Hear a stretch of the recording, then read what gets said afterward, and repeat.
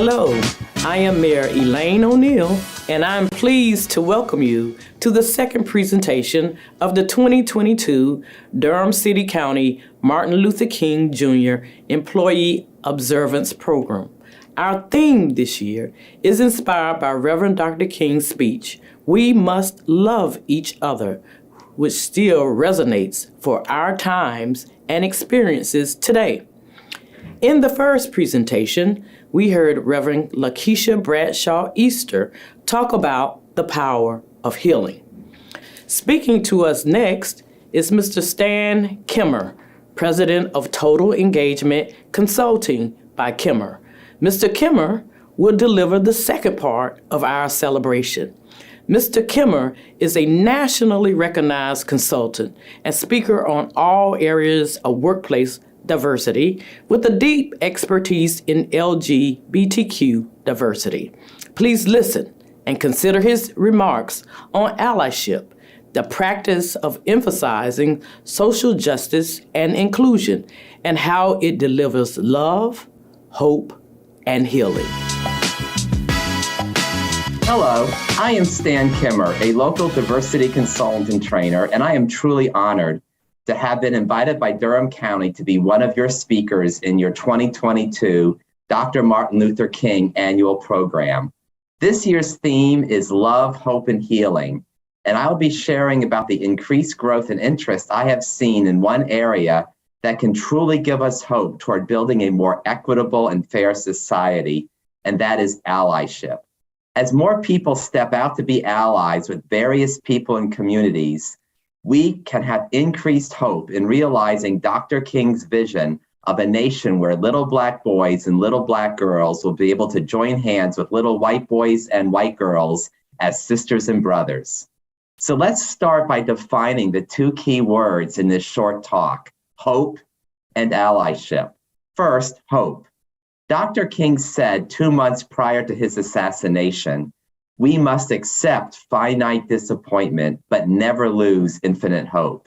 These words serve as a powerful rallying cry for hope in the face of many obstacles, including the murder of and violence toward Black, Brown, and Asian Americans, the persistent racism and injustice that many people continue to support and propagate, disparities in healthcare, education, economics, our justice system, and more. Psychologist Shane Lopez once stated that hope is the belief that the future will be better than the present, along with the belief that you have the power to make it so. Another definition is that hope is an optimistic state of mind that is based on an expectation of positive outcomes with respect to events and circumstances in one's life or the world at large. And second, let's discuss allyship. I see the increased interest in and discussion about allyship as one of the reasons why we can have hope. My favorite definition of an ally and allyship was penned by Catherine Turner of Global Citizen LLC, a leading diversity and leadership consultant living here in Durham. Catherine writes, "An ally is a person with relative privilege and power who builds trusting relationships and acts in solidarity and accountability to people and or groups with marginalized identities without detracting from their power and voice." Lindsay Ray McIntyre, Microsoft's Chief Diversity Officer, shares this definition: "An ally is somebody who intentionally engages with empathy and care to support someone else in the way they would want to be supported." One of the beauties of allyship is that because of intersectionality, the concept that each of us has numerous aspects of our diversity, some that give us relative power and privilege, and some that give us relative marginalization, at the same time, we can both be allies to others, and others can be allies to us. White men and white women, and also white non-binary people, can be allies to people of color. Men can be allies to women. Heterosexuals can be allies to members of the LGBTQ plus community. Able-bodied people can be allies to people with disabilities. Experienced parents can be allies to a couple or a single person having their first child, and so on. Let us explore more about what Dr. King said about allyship. What does it mean to be an ally, and what should allies be doing?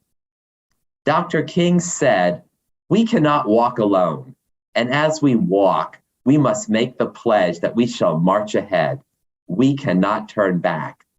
He also said, "Being an ally means being willing to act with and for others in the pursuit of ending oppression and creating equality."